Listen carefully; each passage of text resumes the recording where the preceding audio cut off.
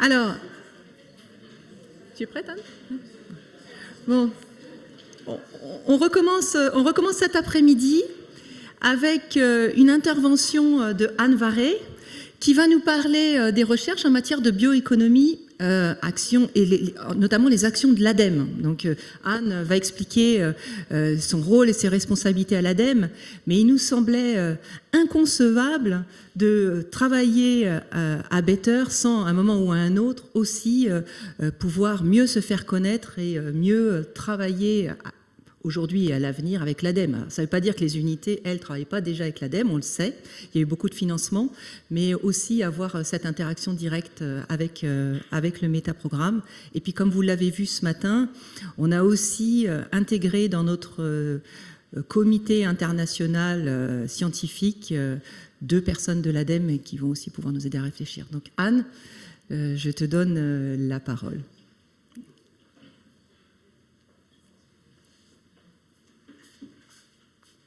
Ils doivent les afficher, j'imagine. En fait, non, parce qu'ils les ont pas mis à la suite. Je suis pas sûre.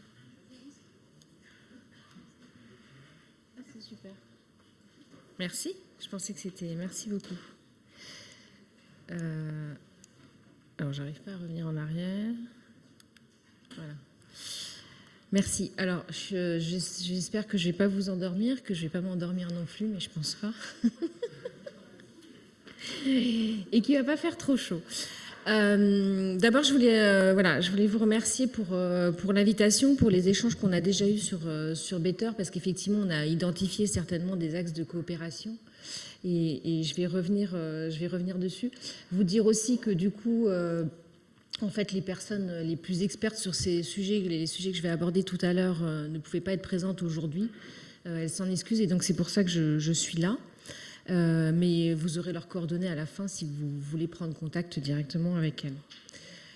Par rapport à ce qui était évoqué là et l'ADEME, donc je ne vais pas revenir sur, j'allais dire, les actions opérationnelles de l'agence. Donc l'ADEME, c'est l'agence de la transition écologique maintenant.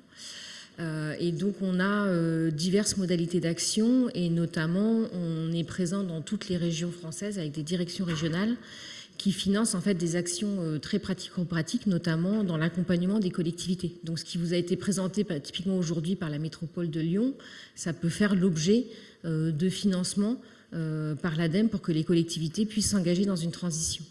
Donc moi, je ne vais pas revenir sur ces exemples-là, et d'ailleurs, ils ont été assez bien illustrés avec ce qui se fait à Lyon, mais plutôt vous parler de ce qu'on fait à l'ADEME en matière de recherche, puisque donc on a une petite activité de R&D, et notamment donc notre activité de recherche, c'est essentiellement de faire des travaux de prospective pour derrière identifier des enjeux, des verrous de R&D et donc mettre en place des appels à projets pour lever ces verrous. Donc je vais revenir là-dessus, vous parler de 2 historiques, 2 cheminements. Je trouvais ça intéressant par rapport à ce que j'avais compris de Better et puis de ce que j'ai entendu ce matin, de vous présenter les cheminements qu'on a eus à l'ADEME, et je pense qu'on va voir qu'on converge assez bien pour voir comment sur Better éventuellement on arrive à des coopérations. Donc j'aurai un premier point sur la question de la bioéconomie et comment on en est arrivé à construire un appel à projet autour de la bioéconomie. Et puis vous parlez aussi, parce que ça a été évoqué dans les lignes ce matin, les travaux et les réflexions qu'on a eues sur les questions de l'urbanisme et notamment du métabolisme urbain, puisque Better croise en fait la bioéconomie et l'urbanisme. Et puis enfin, du coup, je vous donnerai quelques éléments de perspective qu'on pourra peut-être discuter sur les possibilités de collaboration. Alors, sur la question de la bioéconomie, donc on était parti à l'agence historiquement. Alors là, je remonte pas très loin, là tout à l'heure je remonterai plus loin, mais en fait on avait plusieurs appels à projets de recherche qui visaient qui avaient des approches, je dirais, plutôt sectorielles. Donc certains d'entre vous l'ont peut-être connu, hein, l'appel à projet BIP qui était dédié à la valorisation et à la transformation des biomasses. On avait un appel à projet qui était dédié à l'accompagnement de l'atténuation au changement climatique pour l'agriculture et la forêt. On avait un appel à projet sur la valorisation des déchets organiques et un appel à projet qui était dédié aux sites et sols pollués, notamment aux questions de caractérisation et de dépollution. Et en 2016, on s'est dit, c'est quand même, il faut qu'on évolue dans nos approches et il faut qu'on regarde ça avec une vision plus d'ensemble. Et surtout, il y a des interactions. On ne peut pas traiter de la transformation des biomasses sans traiter des questions de ressources agricoles et forestières, sans traiter des déchets organiques. Et donc, on a fait ce travail de regroupement des axes de recherche. Et donc, l'appel à projet dit Graines a été créé, donc, qui est dédié à la bioéconomie, à la production et la valorisation des biomasses. Et à l'époque, on avait créé 2 axes. Un axe dédié à la coefficience des systèmes de production, la transformation, valorisation des biomasses, et un axe dédié à l'évaluation environnementale et les moyens d'action pour les acteurs des territoires. Et puis au fur et à mesure des travaux sur cet appel à projet, donc de la sélection de projets, et donc là, l'INRAE est très clairement fortement engagé dans les projets qui sont déposés à Graines, on a fait évoluer les axes pour aller vers des approches plus système, puisqu'on s'est rendu compte que c'était vraiment ça qui posait question, et la nécessité d'avoir des visions système pour pouvoir accompagner au mieux la transition écologique. Et donc en 2021, l'appel à projet compte 3 axes. Et vous le voyez, vraiment un axe qui est dédié à l'innovation dans les systèmes de production et de transformation avec une approche de système et coefficient. Toujours un axe vraiment très centré, je pense qu'il faudra qu'on en rediscute, en tout cas par rapport à Better et puis de ce qu'on a pu entendre ce matin, sur les questions de l'évaluation environnementale. Et donc vraiment cette capacité de pouvoir mieux évaluer la durabilité de ces enjeux autour des biomasses, qu'il ne faut absolument pas perdre de vue de notre point de vue. Et puis un axe dédié à l'accompagnement au changement et notamment aux instruments de politique publique au sens large pour la bioéconomie durable. Et donc de se dire finalement, pour accompagner au mieux la bioéconomie, qu'est-ce qu'il faut faire évoluer en termes de politique publique, de réglementation, etc. Cette évolution, donc, elle est retraduite ici. Alors, ce que vous pouvez voir, c'est qu'en fait, on aborde un nombre de thématiques qui est relativement large, puisqu'on traite de la valorisation matière et énergie autour des biomasses, on traite des mutations et des modèles agricoles et sylvicoles, on traite de la gestion durable des sols et de la biodiversité, et puis on traite de politique publique et d'aide à la décision, et il y a un certain nombre de secteurs qui sont concernés. Donc, cet appel à projet, il est vraiment centré sur la bioéconomie, et notamment sur la bioéconomie autour des territoires. Et donc, on n'a pas de prisme, j'allais dire, on n'a pas fait un choix de prisme urbain-rural, et on aborde ça vraiment dans sa globalité, et on y reviendra parce qu'il y a en fait des interactions fortes et des flux qui se font entre l'urbain et le rural. Juste là, vous donner des éléments. Ce que nous, on espérait dans les projets qui nous étaient déposés, c'est qu'on se disait ce serait quand même drôlement bien d'avoir des projets qui croisent en fait les 3 axes. Et c'est un petit peu ce qui a été évoqué autour de Better d'ailleurs. Et en fait, au fil des années, ce qu'on voit, c'est qu'on a quand même une difficulté, et on pourra en rediscuter, à avoir des projets qui couvrent les 3 axes. Et vous voyez qu'on a beaucoup de projets déposés, par exemple, sur l'axe 1, sur une approche de système et coefficient de production, ou 2 axes, mais finalement, d'avoir des approches très systémiques couvrant les 3 axes, on rencontre toujours cette difficulté. On a essayé d'avoir des travaux, des séminaires, des échanges là-dessus, mais on n'arrive pas à faire émerger des projets complètement systémiques. Mais on a des très bons projets, c'est pas le sujet, mais c'était juste pour rebondir sur des éléments qui ont été évoqués ce matin sur Better. Bon, vous dire que cet appel à projet, donc on en est à la 4e édition, ça a permis de retenir et de financer donc plus d'une centaine de projets. Vous pouvez retrouver, les slides vous les avez, mais il y a un recueil qui a été publié dernièrement, donc vous retrouvez les fiches projets. Et du coup, là, en préparation de ce séminaire, on a voulu regarder des projets qu'on aurait financés et qui répondraient peu ou prou au périmètre de Better. Et finalement, on n'en a pas tant que ça. Alors, il n'y en a pas que 3, mais il y en a moins de 10 en fait. Donc là, je vous propose de vous donner les éléments sur 3 d'entre eux qui vont rebondir avec ce qu'on a pu entendre ce matin, et dont un certain nombre implique INRAE. Donc le premier, c'est le projet... Le premier, c'est le projet Valeur, donc qui vise à valoriser les biodéchets urbains en vermicompost à destination de l'agriculture. Et donc là, ce projet-là, il est vraiment centré sur les biodéchets urbains et l'intérêt de travailler sur du compostage par les lombrics. Ce sur quoi je voudrais insister par rapport à ce qu'on a entendu et puis ce qu'on a pu discuter, c'est le fait que, pardon, je vais me mettre là, je sais pas, voilà, c'est le fait que il y a vraiment cette approche de flux de matière, et on y reviendra, entre la ville et la campagne.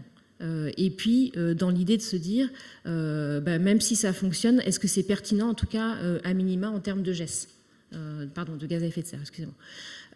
Et également, finalement, est-ce qu'on génère quelles sont les externalités positives ou négatives qu'on génère avec ce type d'approche, et au final, de mieux évaluer les services écosystémiques rendus, voire d'estimer la valeur sociale des filières.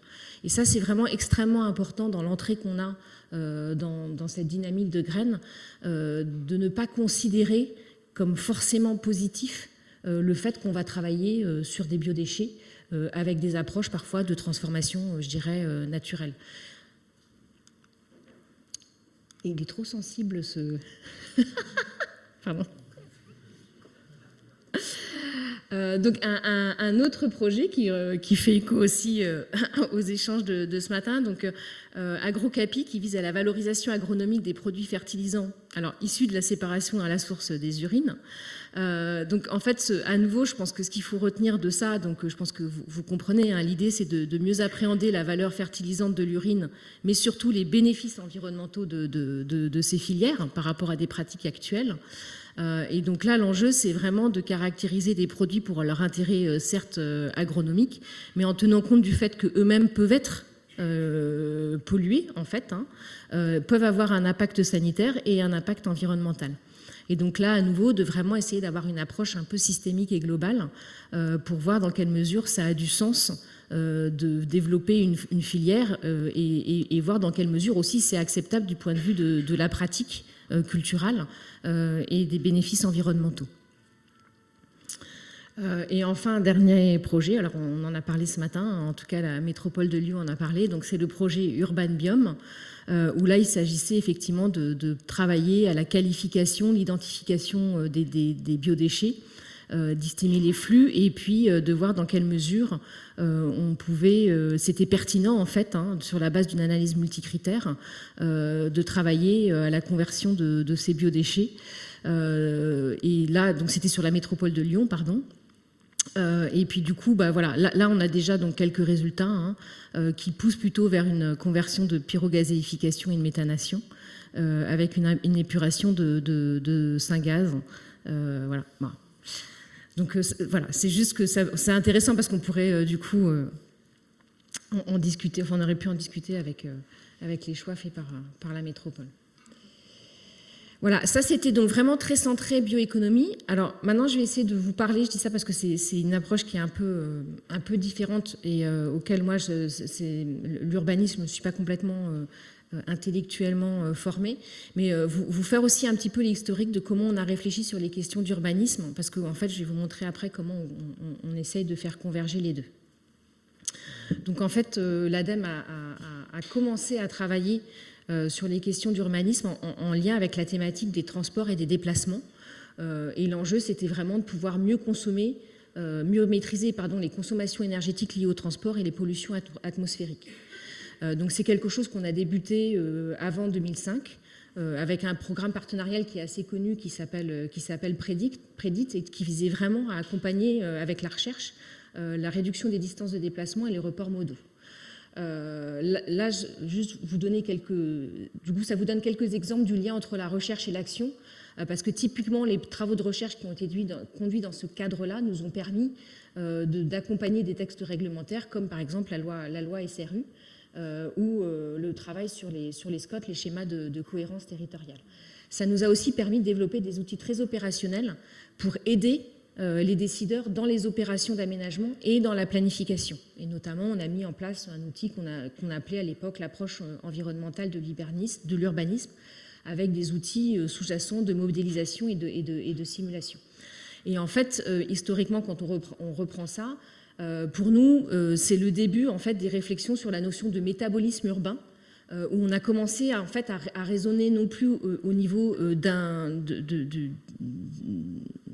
point, mais vraiment avec une approche flux.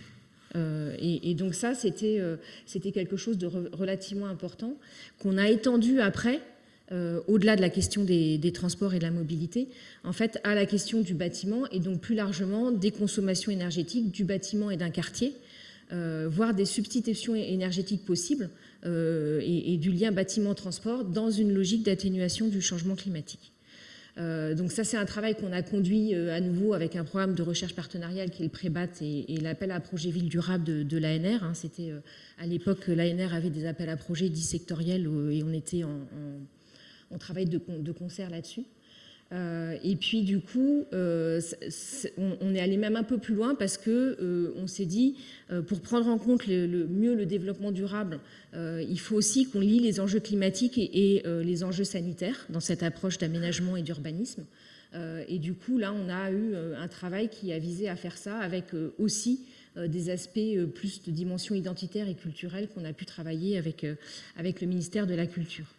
Mais c'est pour vous donner tout ce processus en fait d'évolution de cette notion de... on a travaillé d'abord à une échelle plutôt transport, puis plutôt bâtiment, puis plutôt quartier, puis plutôt ville, avec cette idée de... il faut accompagner l'adaptation et l'atténuation... d'abord l'atténuation au changement climatique, la limitation des gaz à effet de serre, dans une vision de plus en plus systémique et avec ces approches de flux qui nécessitent des gros travaux sur les données et on y reviendra.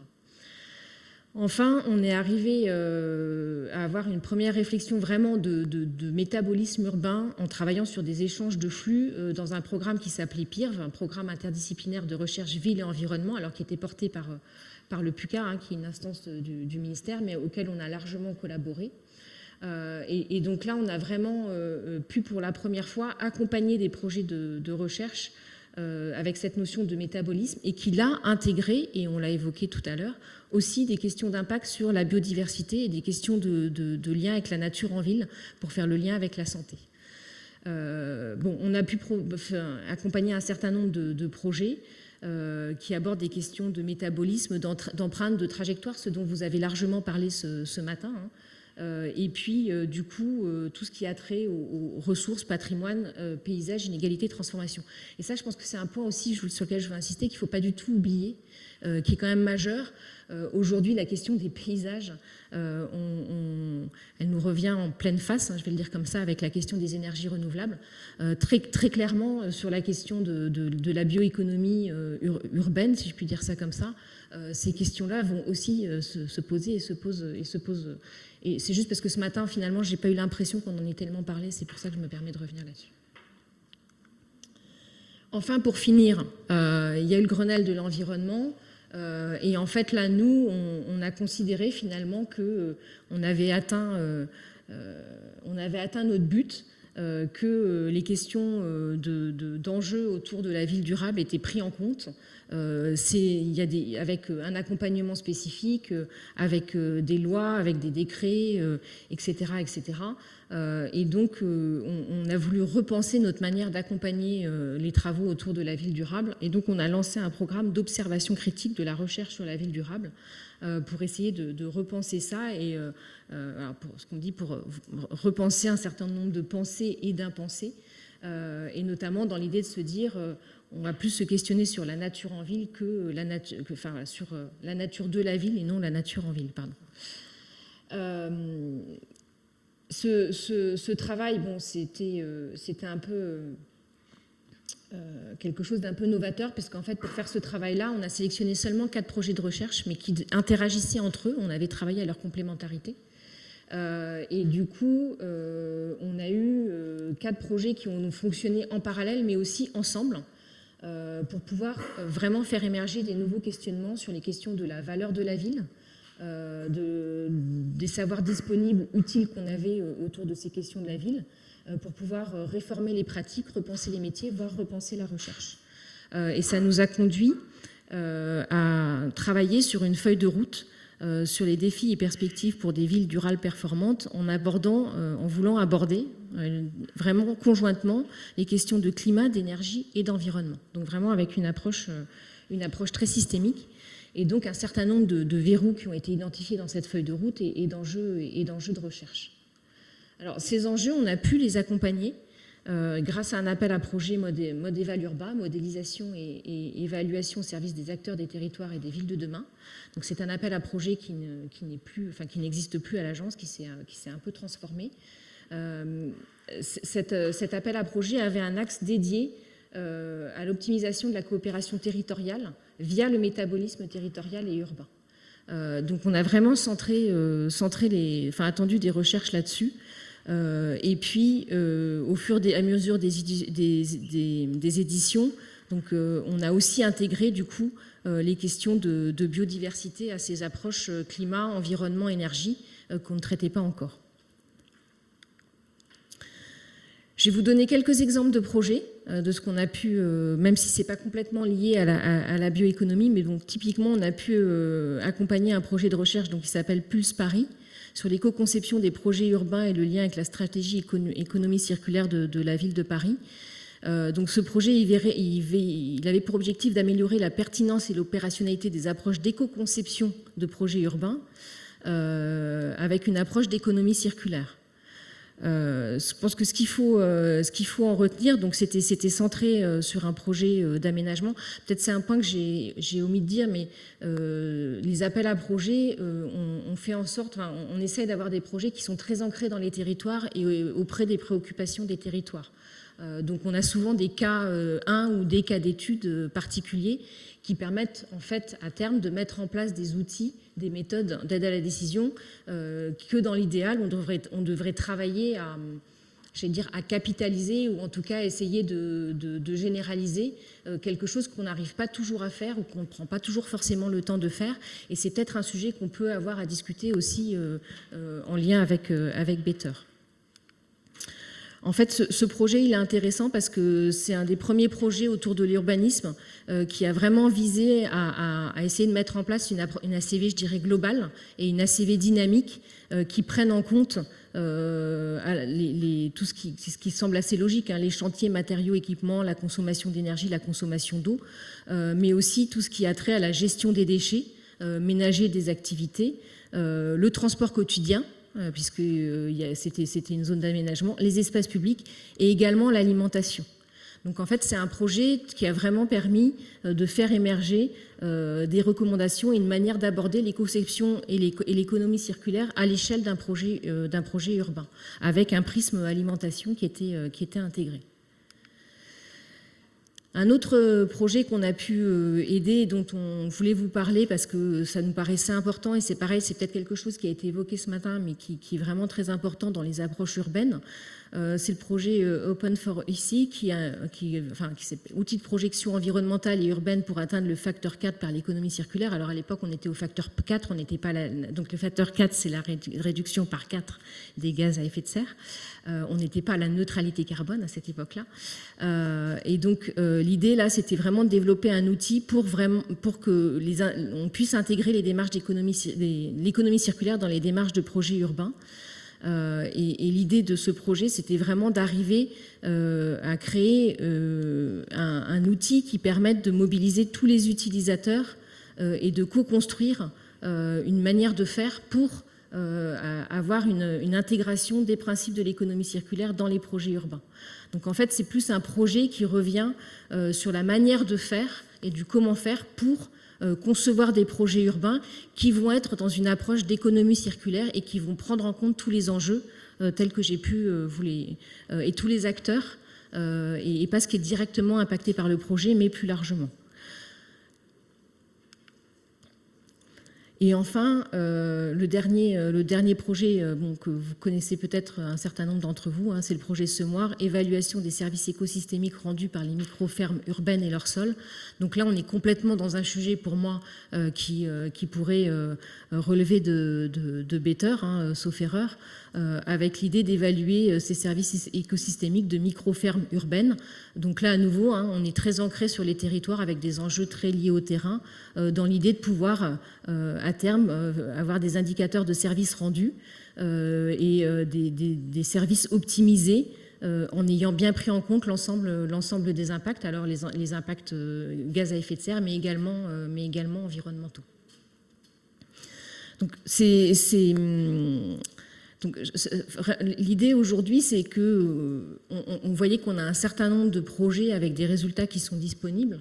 Voilà, on se dit que ce serait peut-être intéressant à un moment donné, et c'est très intéressant les sujets des ateliers, on va y revenir, que vous avez évoqués, mais de ne pas perdre de vue qu'il existe qu'il existe des choses, et que peut-être ce serait intéressant à un moment donné, quand vous allez construire des projets, qu'on regarde si on n'a pas... alors, il y en a un certain nombre qui sont portés ou INRAE est partie prenante, mais qu'on veille bien peut-être à tenir compte quand même des résultats d'un certain nombre de projets qui ont déjà pu être accompagnés. Alors maintenant, je voudrais vous parler des perspectives et peut-être revenir sur le croisement en fait entre cette question de la bioéconomie territoriale et de ces approches de dynamique urbaine. On a une nouvelle stratégie recherche à l'ADEME, hein, on a publié ça en début d'année, où en fait on a repensé, et c'est très lié aux réflexions que vous avez, mais on a repensé nos priorités de recherche thématiques, vous en avez là, et elles sont en fait que au nombre de 4.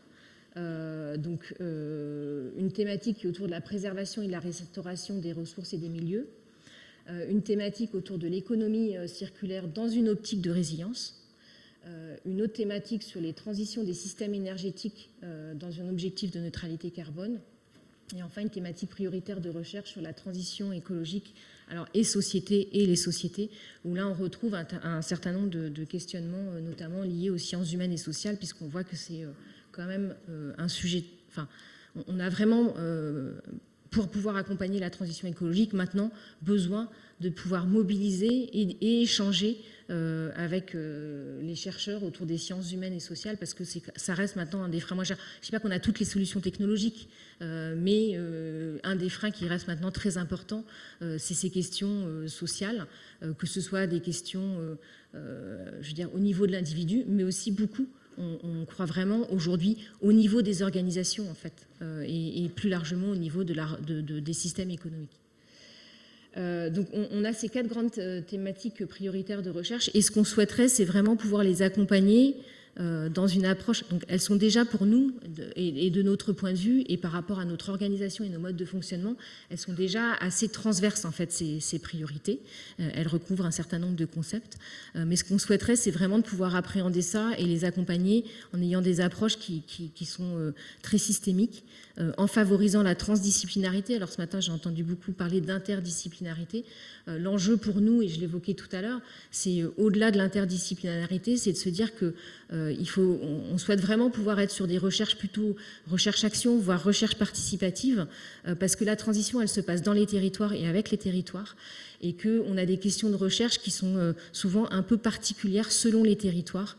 Et donc dans la notion de transdisciplinarité, on met là le fait qu'on voudrait vraiment pouvoir dialoguer dans les territoires avec les porteurs d'enjeux pour concevoir les questions de recherche et les accompagner au mieux. Ce qui pose la question derrière, ce que j'évoquais tout à l'heure, de se dire finalement quand on va avoir fait un programme de recherche qui va très ancré dans une particularité territoriale certaine, qu'est-ce qu'on en tire comme commun qui pourrait éventuellement être repartagé sur d'autres territoires.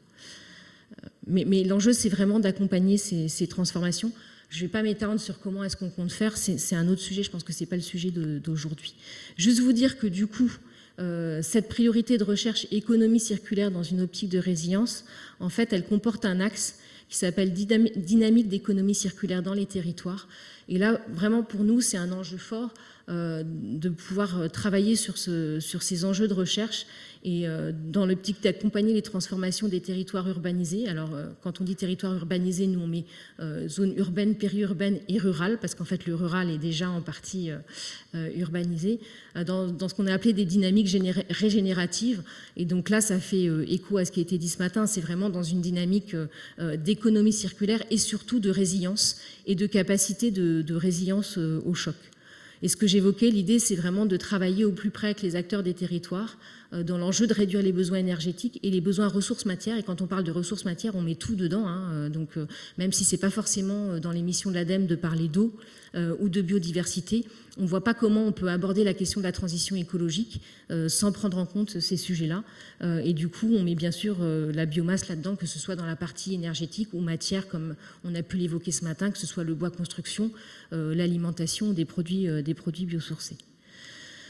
Sur cet axe de réflexion, l'idée, c'est vraiment de pouvoir être sur un temps long de la planification territoriale. Et ça reste un vrai sujet auquel on se heurte au quotidien maintenant, qui est que nous, on porte un temps long sur la planification territoriale parce qu'on ne peut pas concevoir la transition écologique sur un temps court.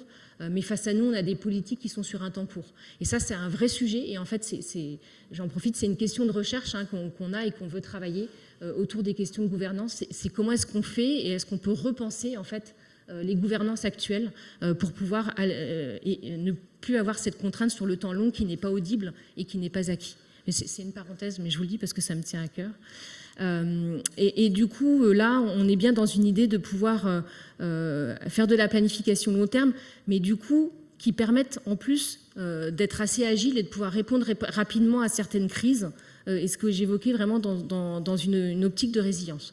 Donc c'est un enjeu majeur et vous voyez que du coup, c'est vraiment une vision d'ensemble consolidée qu'il faut qu'on puisse porter et accompagner. Et le dernier point de vigilance sur cet axe, c'est que vous l'avez évoqué ce matin, mais ce que nous on voit, c'est que voilà, il y a sans doute un gros travail à faire autour de la donnée. Il y a une grosse question de la récupération des données, de la qualité des données, que ce soit sur les flux, puisqu'on est vraiment dans une approche flux, sur les matières, sur l'énergie, la mobilité, les aspects socio-démographiques. Et donc on voit là sans doute un certain nombre de questions de recherche et de verrous autour de ces sujets-là. Et enfin, dernier axe de cette priorité thématique, c'est ce qu'on a appelé vers une bioéconomie circulaire, où là, vous retrouvez les enjeux autour des ressources biomasse, puisqu'on veut continuer, ça nous paraît important, c'est quand même le nerf de la guerre. On a fait des travaux de prospective, vous avez peut-être entendu parler de Transition 2050, où on a essayé de faire des scénarios pour aller voir comment on pouvait atteindre la neutralité carbone en 2050. Et un des points qui ressort de ces travaux prospectifs, quel que soit le scénario, c'est l'enjeu qu'il y a autour du vivant, et notamment autour des biomasses. Donc c'est évidemment quelque chose sur lequel il faut qu'on puisse continuer à travailler en propre, indépendamment, j'ai envie de dire, des dynamiques d'économie circulaire dans les territoires. Et donc vous retrouvez cet axe sur un certain nombre d'enjeux autour des biomasses, et notamment sur le fait qu'il y a cet enjeu des impacts environnementaux et d'approche d'analyse de cycle de vie et d'évaluation environnementale globale qui nous semble encore à travailler. Et du coup, pour vous dire que par rapport à Better et en synthèse, on est tout à fait intéressé par les échanges que vous allez avoir parce que pour nous, ça croise l'axe 2 et l'axe 3. Et c'est quelque chose qu'aujourd'hui, on n'a pas encore complètement formalisé à l'ADEME, c'est-à-dire que je vous ai présenté là des priorités thématiques de recherche, mais on n'a pas encore totalement finalisé la manière dont nous, on allait les accompagner, puisqu'on est avant tout une agence de financement. Et donc, il faut qu'on repense, nous, je vous ai présenté l'appel à projet Graines, je vous ai parlé de l'appel à projet Modèle Urbain. En fait, on en a un certain nombre. On a un appel à projet autour de la question des impacts, notamment des impacts sanitaires. On a un appel à projet qui continue, qui existe encore sur la question de la qualité de l'air, qui couvre toutes les questions de qualité de l'air. On a un appel à projet qui est dédié aux enjeux de transition écologique et de sciences humaines et sociales. Et il faut qu'au regard de ces priorités thématiques et de ces axes, on repense les périmètres de ces appels à projets pour aller, ce que j'évoquais, vers du plus systémique. Et j'ai l'impression, je pense, que dans les ateliers que vous allez avoir, vous allez peut-être débuter en fait ce travail, en tout cas qui nous permettrait de croiser l'axe 2 et l'axe 3. Voilà. Et donc on est tout à fait intéressés. Alors malheureusement, et désolée, moi je ne peux pas rester. Et effectivement, donc Anne Grenier, donc vous avez les contacts là, donc Virginie Laure-Avalac sur la bioéconomie et puis Anne Grenier sur les questions de métabolisme urbain ne pouvaient pas être là aujourd'hui ni demain, mais on verra comment on peut reboucler. Et puis donc elles sont dans le conseil, je ne sais plus comment il s'appelle, SAB, voilà, ok. Voilà, okay. Voilà, donc je pense que du coup elles auront un retour sur les ateliers, mais c'est vraiment quelque chose qui du coup est important parce que nous, on pourra sans doute les réintégrer à terme dans un ou des appels à projets, sachant qu'on est aussi en réflexion par rapport aux modalités d'accompagnement de la recherche, parce qu'on ne sait pas dans quelle mesure ça reste toujours pertinent, avec des approches aussi systémiques et englobantes, de travailler sur format d'appel à projets.